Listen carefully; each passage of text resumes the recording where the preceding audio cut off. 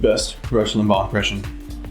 Today we're meeting with the Nevada OHV Commission for our grant application for the Hunter Lake Trail project that we've been working on the last couple months. Part of the reason we did some of those trail runs up Hunter Lake this last year was to take stock of just how bad the area was, the tracks going through the meadows and areas that needed improvement to the barriers, and also areas that weren't even existent. People could easily access the meadows. So this grant is for 2021 for Hills Angels. We are looking to get approval to place logs, specifically fallen trees that are already up there, and moving them in such a way that they complement the scenery, but also so that people don't drive off in the middle of the meadow there and ruin the scenery and ruin the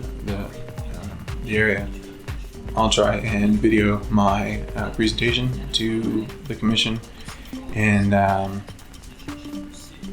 the very least just bring you guys along and show you guys what we're working on.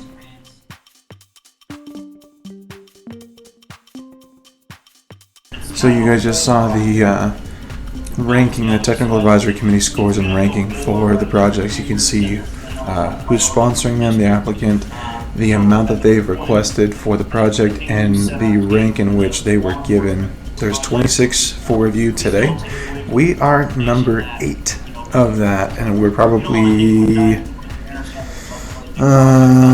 there's one for 6,000, there's one for 9,000, there's one for 2,000, 16, 21, 200,000, 195,000 being for BLM Moon Rocks and Bridgeport OHV area, and ours is kind of in the middle or to the bottom end of the cost. So we've got a really good shot at being approved, and looking forward to giving a presentation for our grant here in just a couple minutes.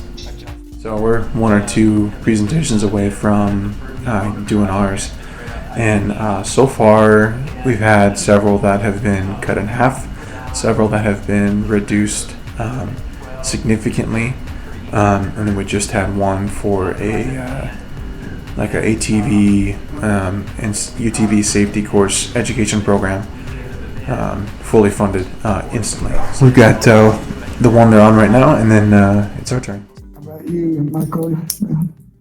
All right, all those opposed? Opposed. No. Opposed. Motion fails. So they just fully funded the education one, and they just denied full funding for another one. So basically,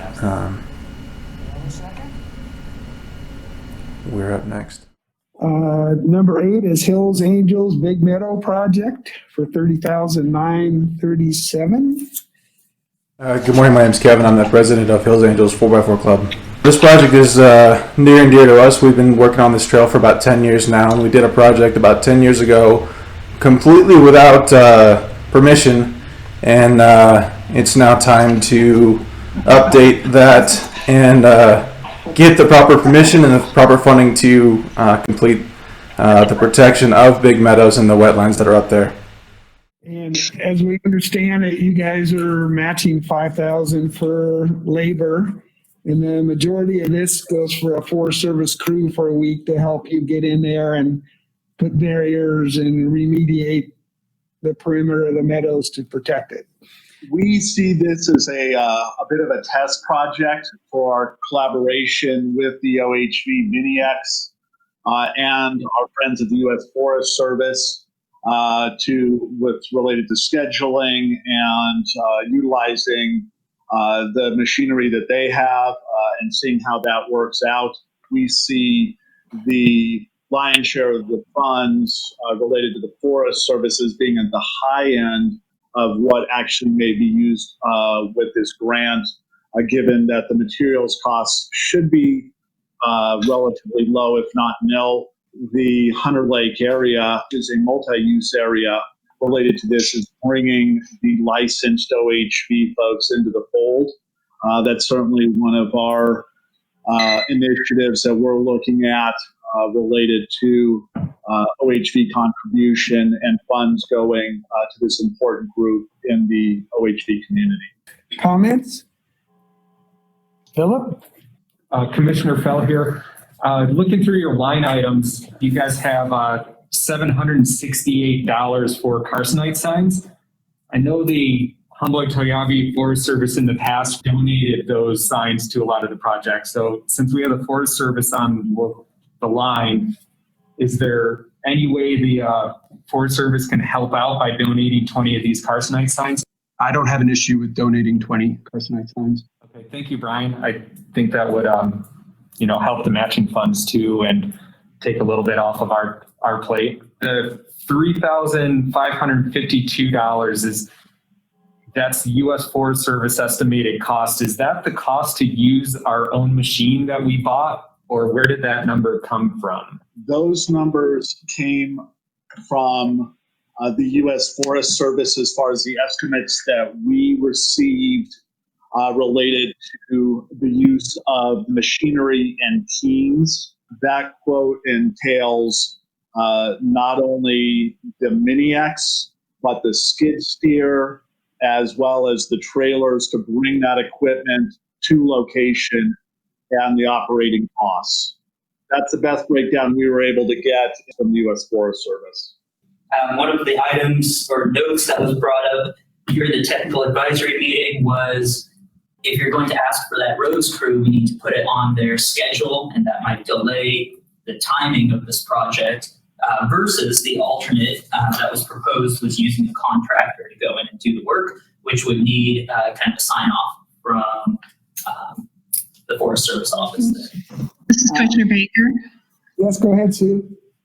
Could the motion be amended just to say that we could continue with their staff or allow for private contractors so that we build in that option with the approval?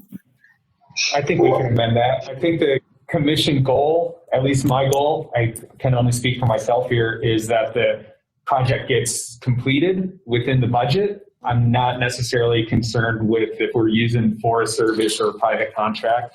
I love that we have a user group stepping up and wanting to take on some of these. Absolutely. So, I agree. I amend the proposal for $30,168. That's amiable to the seconder also, so. All those in favor say aye. Aye. Aye. Aye. Any opposed? Thank you, motion carries. On behalf of the members of Hills Angels Group, thank you so much. You're welcome, thank you. Wow, here you go, guys. We got quite literally fully funded, and the only thing that is left is the carcinite signs that Forest Service is going to be donating for free. So, awesome. Fully funded.